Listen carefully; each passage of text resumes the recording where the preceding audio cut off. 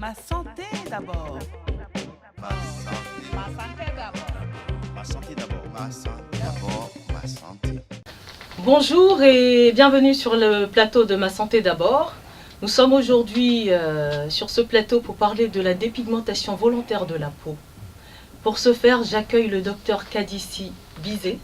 Merci docteur d'avoir accepté notre invitation. Merci. Vous êtes médecin esthétique spécialiste de la peau noire et métissée. Et nous accueillons aussi monsieur Jean-Christophe Dupré. Vous êtes entrepreneur spécialiste du marketing communautaire. C'est ça. Avant de commencer, je vous propose de regarder un petit reportage sur la dépigmentation de la peau. La dépigmentation artificielle de la peau apparaît plus que jamais comme un fléau sanitaire et social. Même si ces fléaux existent depuis de nombreuses années, il faut savoir qu'il ne fait que s'accroître en Afrique et en Europe. Il ne touche pas seulement les femmes, les hommes le pratiquent et les jeunes filles adolescentes également. La peau noire est hyperpigmentée et contient un taux élevé de mélanine. L'utilisation de ces produits toxiques vise à détruire cette mélanine présente sur notre peau, entraînant des maladies mortelles comme le cancer de la peau, le diabète, des brûlures ressemblant à ceux des grands brûlés par feu, une pilosité exagérée au niveau du visage, transpiration excessive, des mauvaises odeurs corporelles, mais la peau ne supporte plus les rayons du soleil. Et surtout, elle s'affine et la moindre blessure, même anodine, peut devenir grave. C'est pour rendre le teint propre, pour rendre le teint encore plus propre et plus joli, parce que quand le teint est clair, c'est encore plus joli, quoi. Bon, quand c'est abusé, je pense que c'est là il y a des conséquences. Sinon, quand on utilise de manière normale, il n'y a pas de conséquences, quoi. Ces médicaments ne doivent pas être utilisés à visée cosmétique. Là, c'est peut-être la première mesure, interdire la publicité de ces produits dépigmentants puisque ce sont des médicaments. Et ensuite, c'est surtout sensibiliser parce que les femmes ne connaissent pas tellement le risque sanitaire associé à l'usage de ces produits. Le plus triste dans tout cela, c'est que les femmes sont en souffrance au quotidien. Physiquement et moralement, elles en ont honte. Mais continuent parce qu'à l'arrêt de ces produits, leur teint devient parfois plus foncé qu'à l'origine. Il est très rare de voir une femme assumer qu'elle se décolore la peau. En France, il est interdit de vendre des produits contenant de l'hydroquinone. En 2009, grâce à l'association Label Beauté Noire, la mairie de Paris s'est mobilisée avec les pouvoirs publics pour faire de la dépigmentation de la peau un problème de santé publique. Docteur Kadi Bizet, que pensez-vous de ce phénomène de la dépigmentation et quelle est l'ampleur du phénomène exactement? Alors, si vous voulez, moi, par rapport à mon expérience professionnelle, parce que ça fait à peu près plus de 26 ans que j'ai pris en charge les problèmes d'esthétique de la femme noire, et quand vous vous occupez de la beauté de la femme noire, vous tombez nez à nez avec la pratique de la dépigmentation volontaire. Ce que je peux dire, c'est qu'il y a quand même, en tout cas en ce qui concerne mes patients, une décrue, une petite décrue. J'ai le sentiment qu'il y a eu beaucoup de communication là-dessus depuis une dizaine d'années. Les médias, comme vous et d'autres, ont beaucoup communiqué. J'ai quand même le sentiment qu'au niveau des jeunes générations, des Africaines, le message est passé. Elles sont conscientes des dangers. Certaines voient les stigmates de la pratique sur leur mère, leur tante, leur cousine, enfin les plus âgées. Et elles n'ont pas trop envie de se retrouver avec des pauvres pareils. Donc il y a une petite décrue. Mais ce qui me désespère, c'est que quand je vais en Afrique, par exemple, alors là, par contre, je ne vois pas de décrue. Et puis, ça reste quand même toujours dans l'inconscient de la femme noire un espèce de fantasme, quoi. De ressembler à la femme blanche. C'est-à-dire ne pas être trop foncé. Parce que je vois quand je fais mes ordonnances, quand je leur prescris des cosmétiques associés au traitement que je leur donne, elles me disent « Ah, mais docteur, ça fait pas noircir, hein !» Donc, il y a toujours cette peur de foncer. Donc, et ça, personnellement, ça me gêne. Est-ce qu'il y a un public particulier que ça touche? Est-ce que devenir plus clair, ça donne une certaine stature sociale?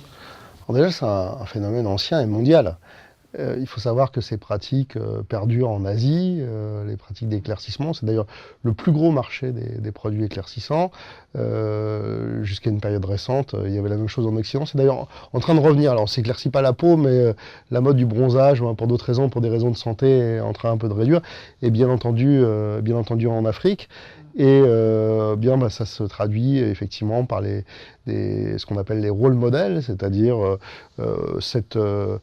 parfois c'est légende urbaine en disant qu'un homme qui a réussi va prendre une femme claire, ou carrément une femme blanche, ce qui existe aussi. L'idée aussi, et là je parle de mon secteur de compétences, dans les magazines, globalement déjà on voit peu de femmes noires, et dans les castings, c'est très très difficile d'obtenir le choix de femmes à la peau très très foncée, à la carnation très sombre. On a vu récemment sur les réseaux sociaux cette bataille à propos de cette modèle sénégalaise qui avait une peau extrêmement ébène et qui a été vivement critiquée, donc très belle. Et bien, ça a été très controversé. Donc l'idée d'imposer un modèle alternatif de femmes à la peau ébène est extrêmement compliqué. Je dois dire que l'industrie cosmétique, par ses publicités, n'y participe souvent pas. Donc effectivement, tout ça... Bien non plus. Encore moins. Pour éradiquer le phénomène, ça passe par l'éducation.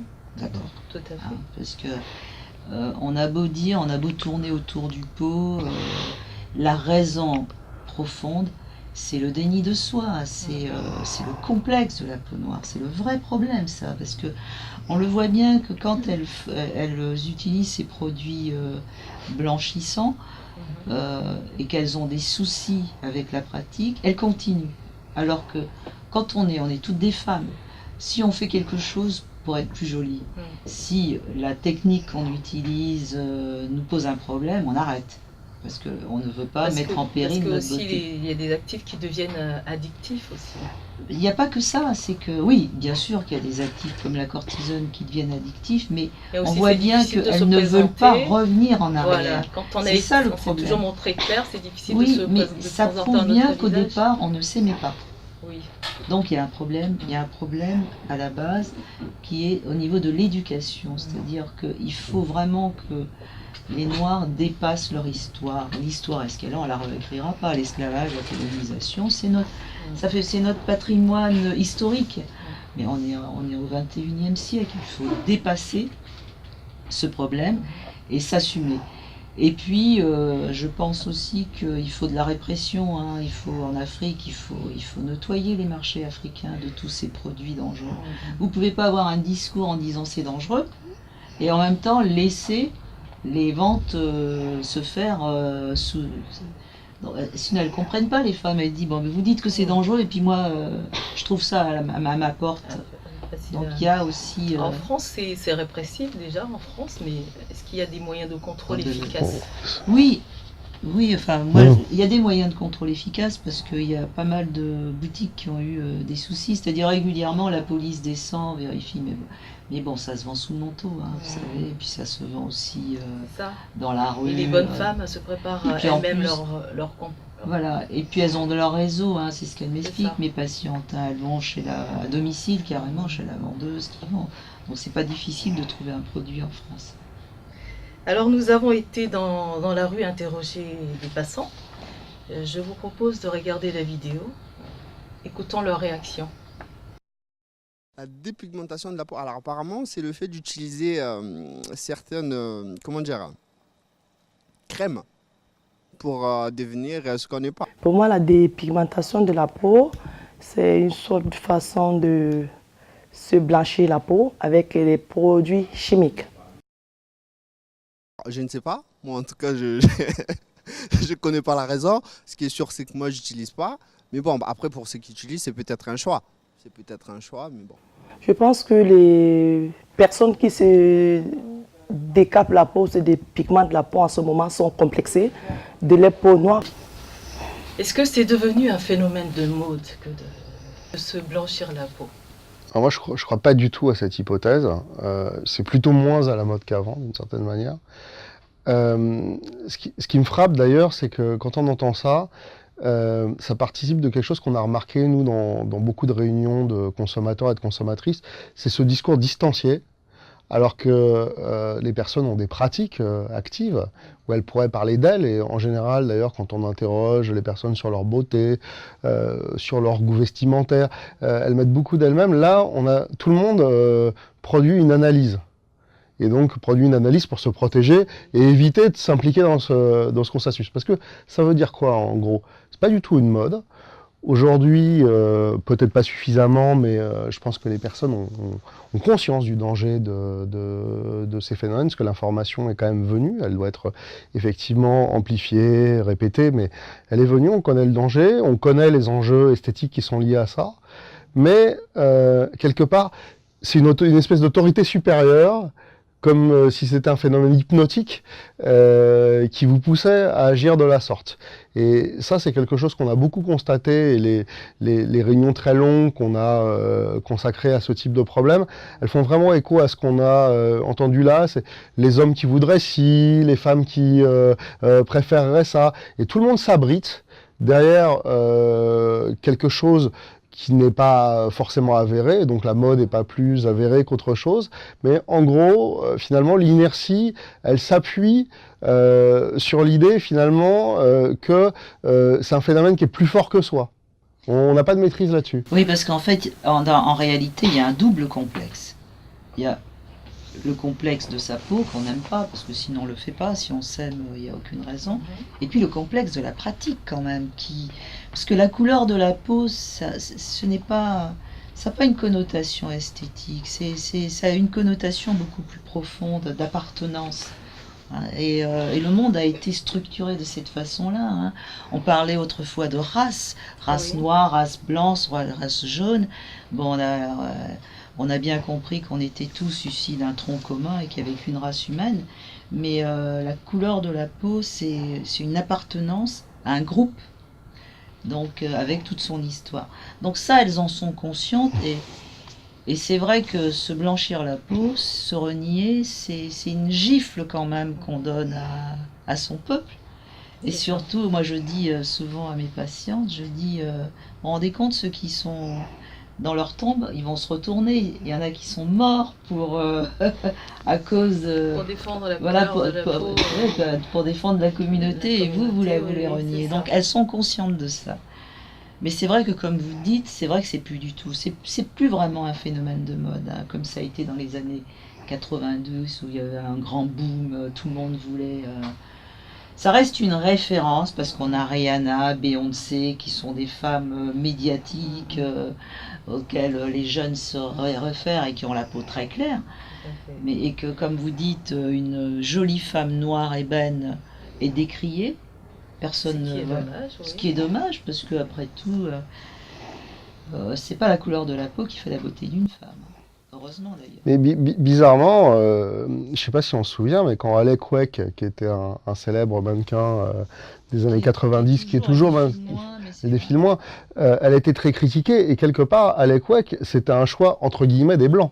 C'est-à-dire que ce qu'on entend aujourd'hui, et c'est là que ça devient très complexe, dans les populations où, alors évidemment je vais citer personne pour éviter de stigmatiser, mais où il y a encore des plus fortes pratiques d'éclaircissement de la peau, on pratique des looks très particuliers. C'est que c'est aussi une façon d'être africain.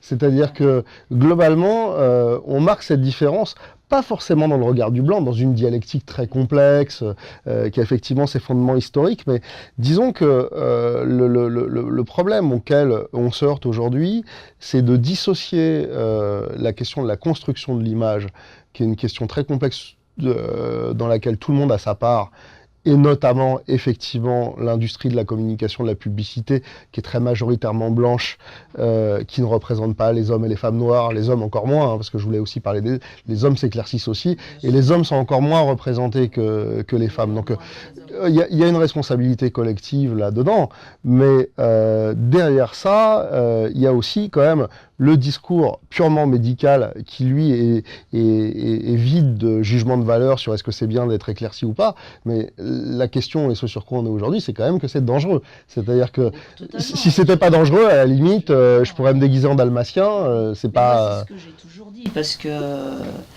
Si vous voulez, quand vous communiquez beaucoup là-dessus et que vous êtes médecin, les gens ils se disent ouais, les médecins ils exagèrent, ils disent ça pour nous faire peur et tout. Et j'ai toujours dit, la question, si c'était pas dangereux, j'aurais aucune raison moi. Il n'y a pas d'actif éclaircissant, connu, qui puisse permettre aux femmes de changer de couleur de peau sans mettre en danger leur santé. Ça, il faut vraiment que les femmes comprennent, c'est ça. Le jour où on sera arrivé à ça, elles feront ce qu'elles veulent. Après tout, si elles veulent être vertes, rouges, bleues, oranges, elles auront le choix. Alors, nous allons encore réécouter les gens dans la rue qui ont répondu à nos questions. Je vous propose de regarder la suite de la vidéo. Je pense qu'il faudrait, la question que je pourrais poser aux spécialistes, justement en dermatologue, c'est lui demander comment justement nos frères et sœurs qui se dépigmentent la peau, peuvent-ils faire ça de manière sans conséquence pour leur santé? Quels conseils peut-on apporter aux personnes qui souhaitent arrêter la dépigmentation de la peau? Comment est-ce qu'on peut faire pour arrêter ce phénomène? Le blanchiment de la peau donc est une question de santé publique. Alors, quelles sont donc d'ailleurs les mesures de prise en charge pour ce qui est donc des victimes? Bien, on n'a pas arrêté de dire que ce n'est pas sans danger. Il faut avoir à l'esprit que ce qui donne la couleur à la peau, c'est la mélanine. Que la mélanine, le système qui fabrique les grains de mélanine, qui nous colore la peau, est enfoui dans la couche profonde de l'épiderme. Elle n'est pas en surface. C'est pour ça que je dis souvent que la couleur de la peau, c'est pas un vernis de surface qu'on peut enlever en frottant. Donc il faut des actifs qui vont pénétrer à l'intérieur de la couche profonde de la peau. Et si vous voulez, la différence entre un cosmétique et un médicament, c'est que le cosmétique, il reste en surface, le médicament, il a le droit de pénétrer, d'être en contact avec le sang, puisqu'il a vocation à soigner.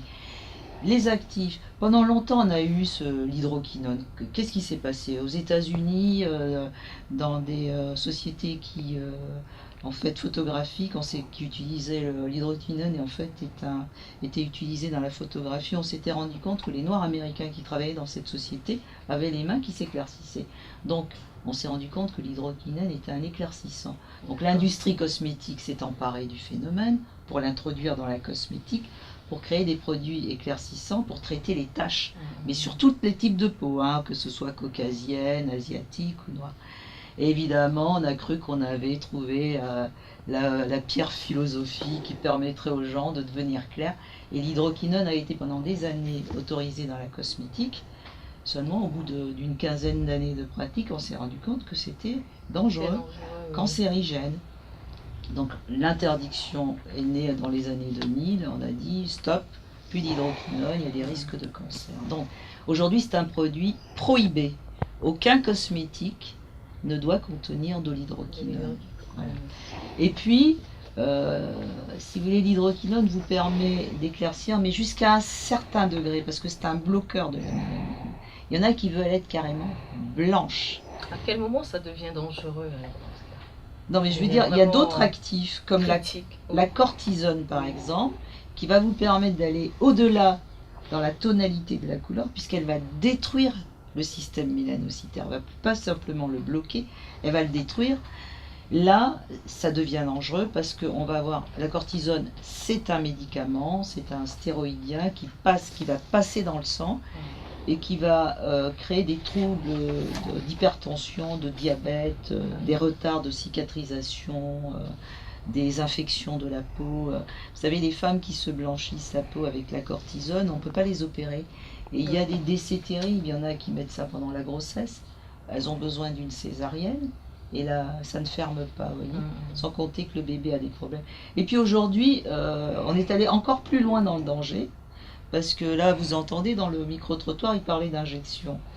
Mais c'est très inquiétant parce que les produits, c'est une nouvelle pratique. Le produit injectable, c'est du glutathion. Le glutathion, c'est un puissant antioxydant. On l'utilise dans les maladies de Parkinson, dans des troubles neurologiques. Et les injections de glutathion, c'est ça.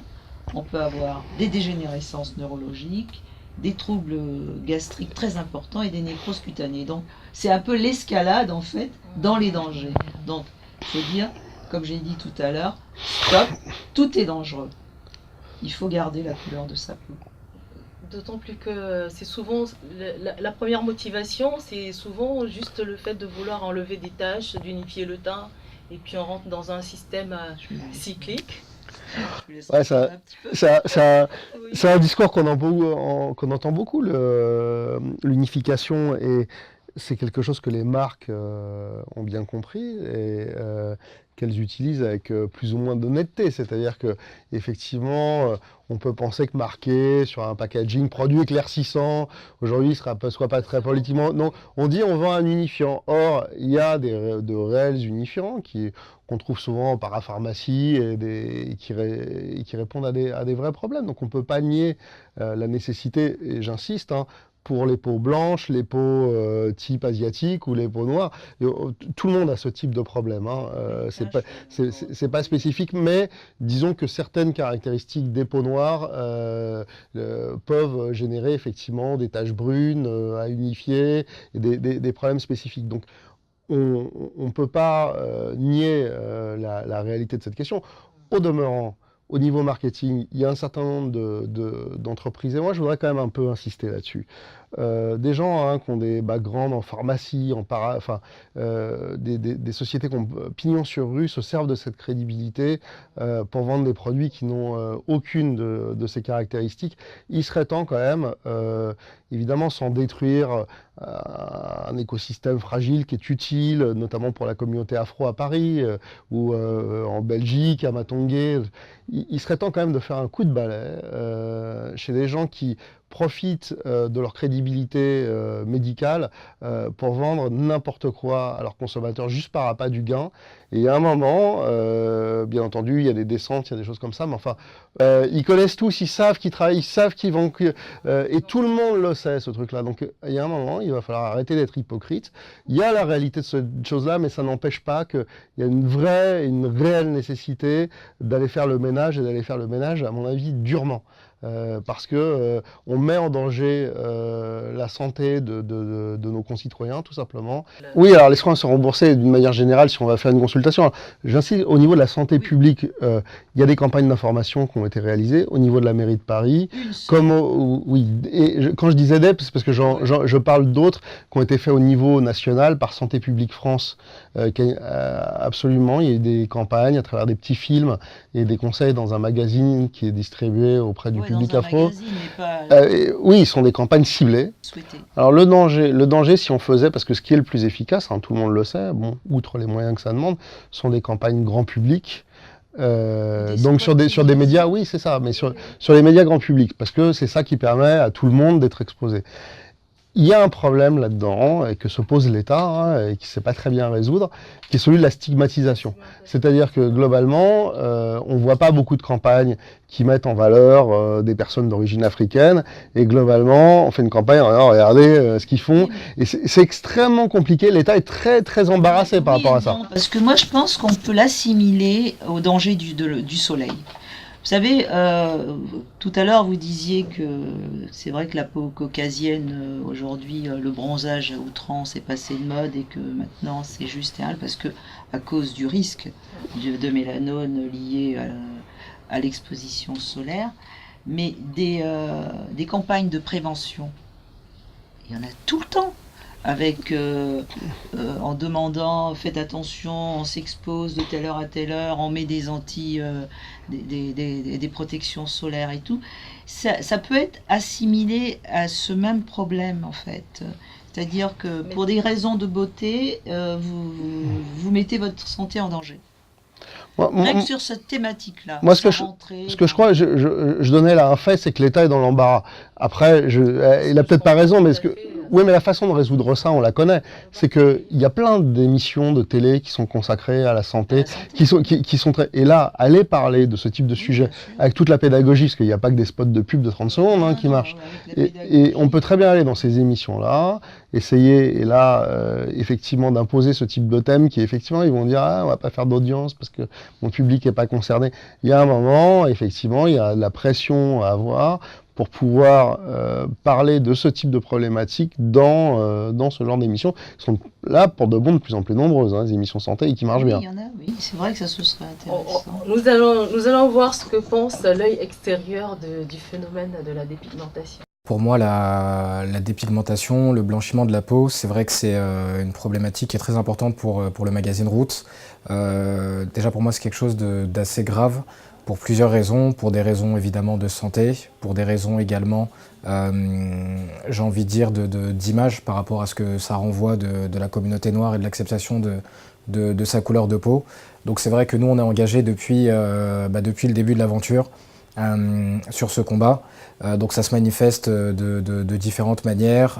Premièrement, nous on a une charte éthique dans le magazine qui fait qu'on ne shoot aucun mannequin ayant eu recours au blanchiment de la peau.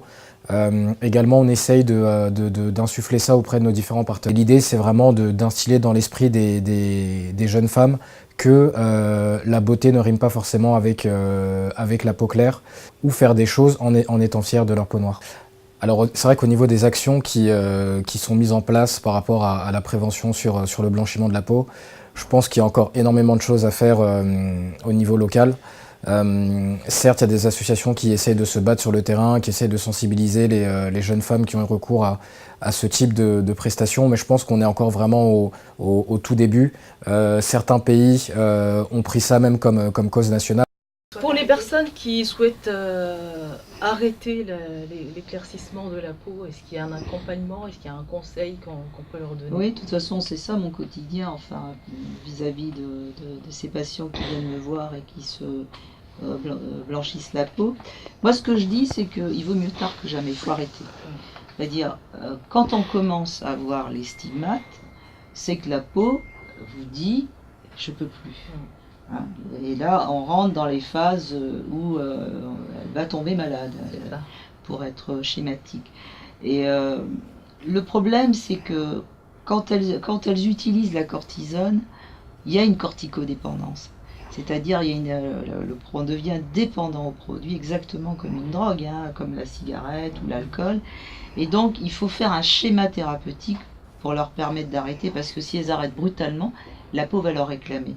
Ça va gratter, tirailler, et donc ça se calmera quand elles remettront. Donc on arrête progressivement en remplaçant progressivement le produit éclaircissant par des hydratants, des cicatrisants. Et puis il faut faire un gros travail psychologique, parce que souvent ça fait 15 ans. Problème identitaire aussi. Voilà, et puis ça fait 15 ans qu'elles font ça, tout le monde les connaît avec un teint clair. Or la nature reprend ses droits. Quand elles arrêtent, elles reviennent au point de départ.